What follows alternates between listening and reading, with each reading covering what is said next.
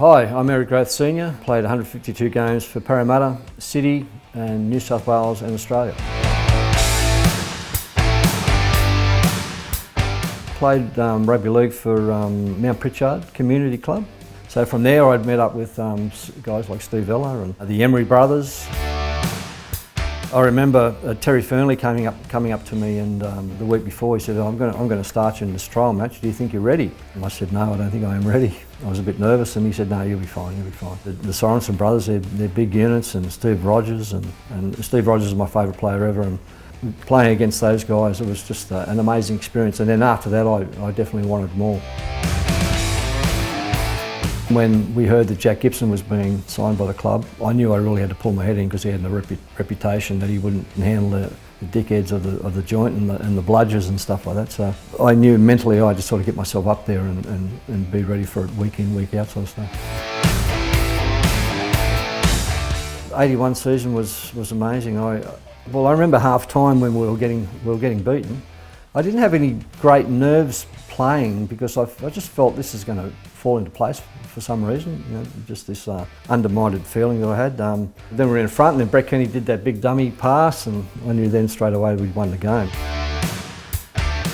We knew it'd be an exciting thing when we got back to the club, but as soon as we saw the sea of people at the end of Victoria Road, and there was it was just like a rock star thing happening, you know, it was just amazing. And we just knew how much it meant to people, how much it meant to the area and stuff like that, and to us, and to be the first one, to be part of it was just amazing. Well, Ray Price is the one that stands out for me. He was just, well, he was mad. He was mad and didn't feel the pain like he should feel pain or whatever, but he was a leader. You knew that he would perform, and you'd follow because you'd see him and go, you're just mad, you know, you just get belted and he'd keep going. It looked like he was dead, but he'd get up again and keep going and stuff like that. And in toughness and just hitting a brick wall, you know, you wanted to follow him. The team got picked on the Sunday night, and then we went up to Queensland on the Monday morning, and we were playing on the Tuesday night. The year before was the first State of Origin game ever, in 1980, and we just didn't know what sort of animal it was going to be. It was just, to us it was New South Wales versus Queensland, and I didn't feel any nerves. I thought I was around these players, how good are these players that we normally bash up every week, and here you are playing with them. It was just amazing. And then we go out to Lang Park. Lang Park was just I haven't felt or been part of a vocally and audible how big it is there.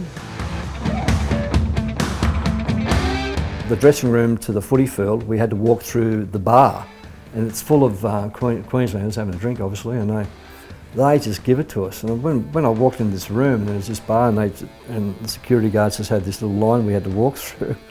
They're giving it to us, calling us all sorts of names. I'm going, what is this, you know? And we got out to the footy field, and there it was the same. I ended up playing a really good game, scored a couple of tries and stuff like that, and I ended up, I got belted by Chris Close. He bitch slapped me, and after I tackled Colin Scott, and when he grabbed my hand and slapped me, I thought, how serious is this for these guys?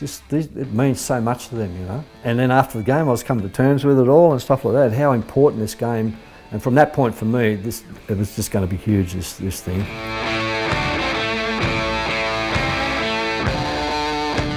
I remember the '85 when we won '85 series. There was going back to normal club footy was it was a little bit of a psychological letdown or whatever, just a mental thing, because it was such a big thing to get yourself up for. And then the only thing that sort of got close to that in that intensity was obviously the semi-finals and the grand final for the club games, and that was the case when, you know, we made the 81, 82, 83.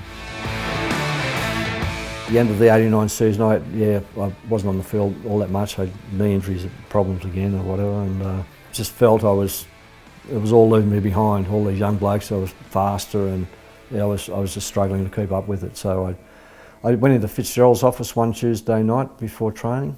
I got there a bit early, and I just said, mate, I think I've had enough, I want to retire. We've landed at a point now, my son and I, Eric Jr., we bought a marquee hire business. Him and I sort of stick together and do that. And we were in a band together, my Eric Jr. and Daniel, my other son, we were in a band called 3 Day Growth there 20 years ago, and we did that for about 4 or 5 years. That was fun, it was fantastic to play guitar with my two boys side by side, and it was an amazing time. And I play a bit of music now with my own band anyway, and the marquee high business is pretty much kicking off pretty well, so that's what we're doing these days.